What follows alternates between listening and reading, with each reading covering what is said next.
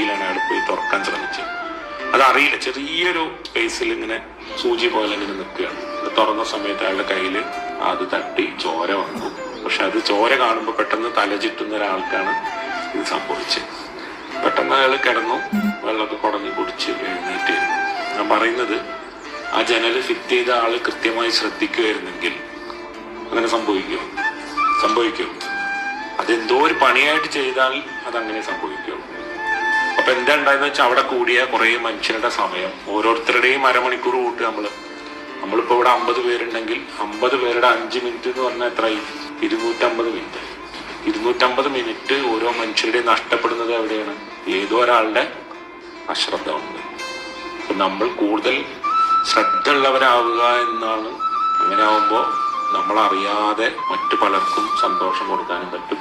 നമ്മൾ കാരണം മറ്റുള്ളവർ വിഷമിക്കാതിരിക്കാനും അവസരം